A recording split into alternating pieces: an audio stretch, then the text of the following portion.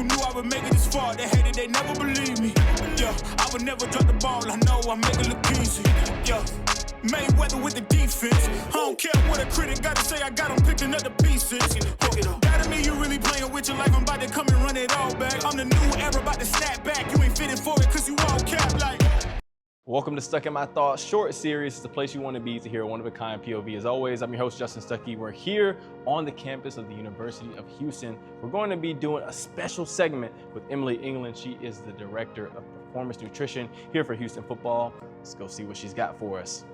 What's up? Hey, how are you? How you doing? Good. Good to see you. Yeah, you too. Thanks for being here. We came to your spot. Now you got to show us around. You ready for this? Welcome to it. Let's go. Let's do it. Let's do it. So first off, how long have you been here? So this will be my 9th football season. I started here in you're gonna make me do math real quick, 2018. So about 8 years going into the 9th football season. Seasoned vet here. Yeah, just a little bit. I've seen a lot of things. What is the most rewarding part of your job? Honestly, I love, one of the reasons I got into sports nutrition is because, being a dietitian in a hospital setting, you can work with people, hopefully give them some advice that'll help them change the outlook on their life. But being in athletics, actually getting to work with guys that are motivated, getting to work with athletes that really want to do something with their career, that want to be the best that they can be at all levels, whether it's, in their sport and academics, anything like that.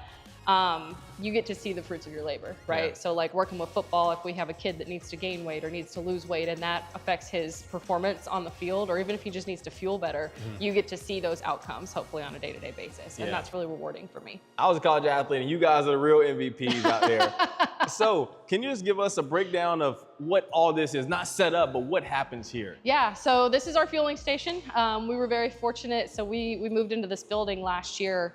And this was a big deal for us, getting this fuel station area built out. So we've got our whole countertop area. We use this in the morning for breakfast check. So the guys will come in, they come through the locker room. We'll have different shapers and everything set up, different bins with different pre-fuel items, hydration items, fully stocked fridge, all of those things. So they'll come in, my staff and I will be here. I do have a lovely assistant. Her name is Bianca. I couldn't do anything without her. Shout out Bianca. Shout out Bianca. And we make sure the guys get something to eat. So they come up, we make sure they're eating what they need to be eating. If they hydration test in the morning, we're making sure they get the fluids they need.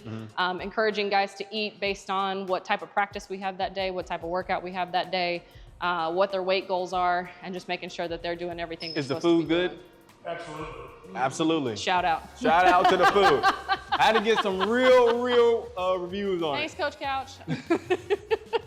So yeah, this is kind of how we spend our mornings. During the afternoons, we'll usually keep some different fueling things out for them. They have access to our fridge if they need to come get more recovery products from that day. If guys need a couple extra water bottles to take to class, we have those things provided for them. How many meals a day, snacks, should a everyday football player in college be eating? Oh, great question. At least 3 minimum, depending on what your position is, what your goals are, things like that.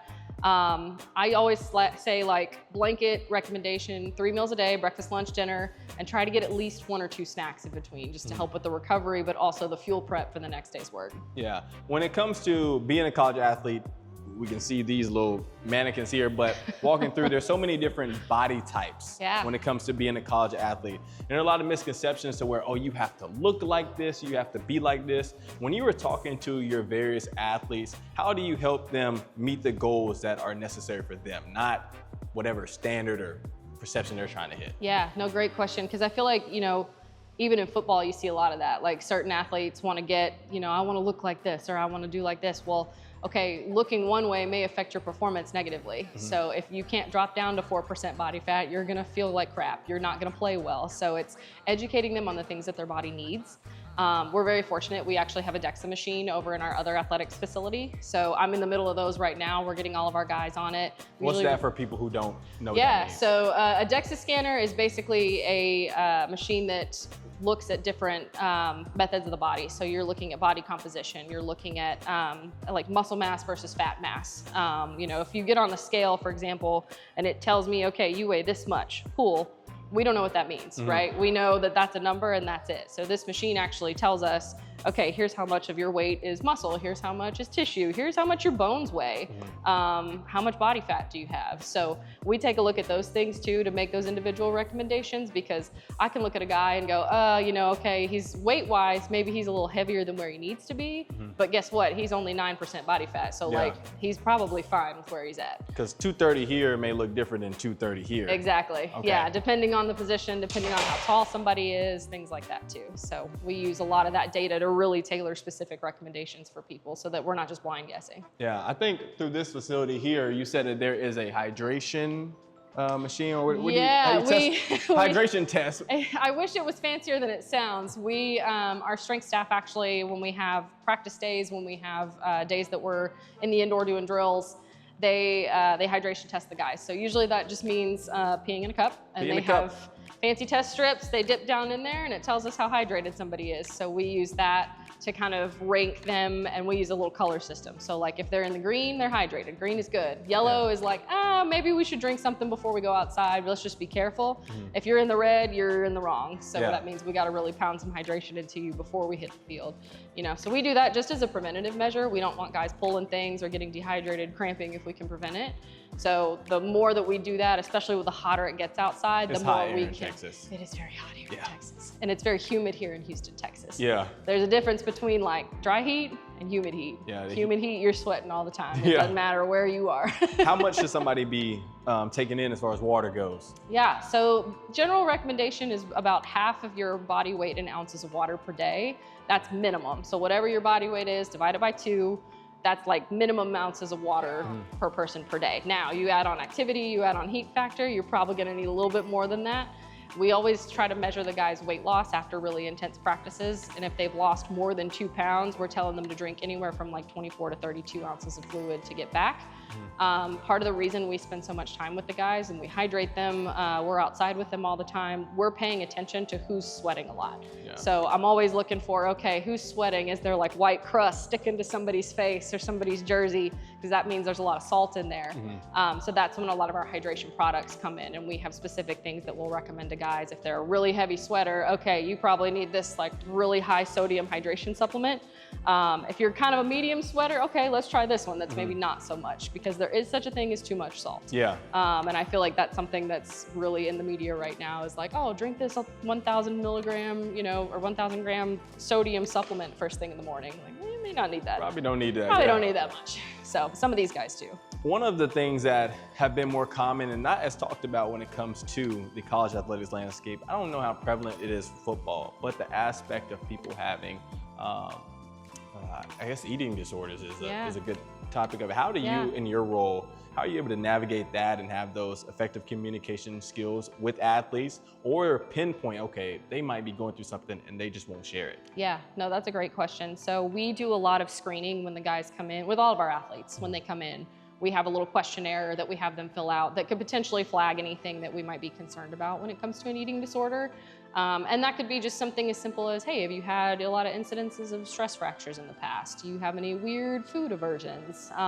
Maybe things that they don't really think about that might be some disordered eating, but we try and screen for that. And if there's something that pops, we try and meet with that athlete pretty soon, just to kind of get a little bit better idea of where their head's at, what they're going through.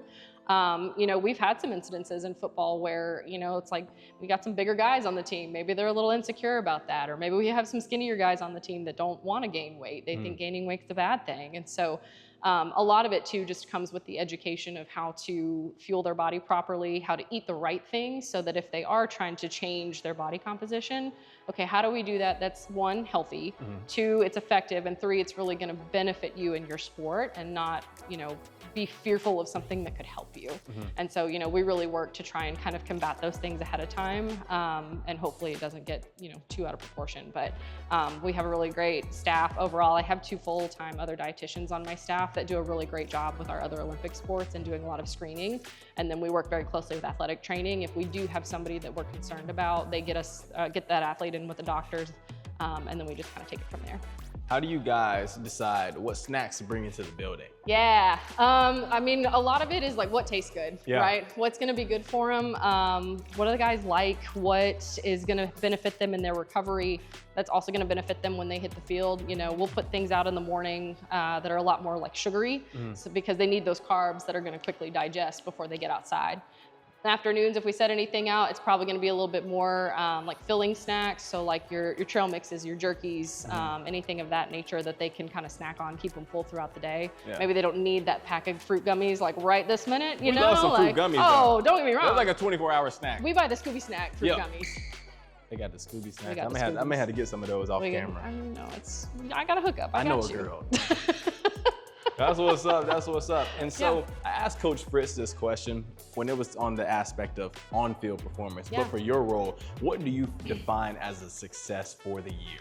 If you look at the performance from you and your staff. Yeah, I think for me, you know, a lot of it is when I'm working very closely with strength and conditioning, with sports medicine, if we can prevent a lot of injuries, or if guys are getting injured, if we can get them back from those injuries as quickly as possible, I consider that a win, because we play a role in that too, of if somebody gets hurt or has surgery, okay, how do we tailor their nutrition to get them back to where they need to be? Yeah. And also if guys are just like, if their body weights are consistent through most of the season, it's hard. It's hard maintaining weight. It's hard, you know, keeping everything where it needs to be. The season gets long, weeks get long. You get to a point mid-season, you're like, I don't want to eat food. We've had the same thing. Come on. And even though we try to rotate, rice and green beans. No, come on. We rotate more than that. Okay. But, but no, you know, we try to keep it fresh, keep a lot of new things coming in, but sometimes you just get so tired, you know, nothing sounds good. So I think if it's consistently guys are eating, guys are happy, we prevent injuries, and maybe if we taught them something, you know, we try and do a different educations at least once a week, try and keep them on top of their nutrition knowledge. We quiz them from time to time. So if I have a kid that tells me, you know, hey, Miss Emily, I went home and I made steak for the weekend and I prepped my food, and I remember you said that brown rice has some fiber in it, so I made that to go with my steak. I'm like, cool, we did something right. We learned something. So I think those are the biggest outcomes for me, for sure. Well, Emily, I appreciate you teaching us today. I hope you guys out there learned something, showing us your home, and I hope you continue to do your thing. You're 9, big year. Big year. Big year. So hope you guys continue. Year number 9 is the best year. Emily, Houston, and hopefully for you. See y'all later. Go Cougs. Whoa. Who knew I would make it this far? They hated, they never believed me. Yeah, I would never drop the ball. I know I make it look easy. Yeah.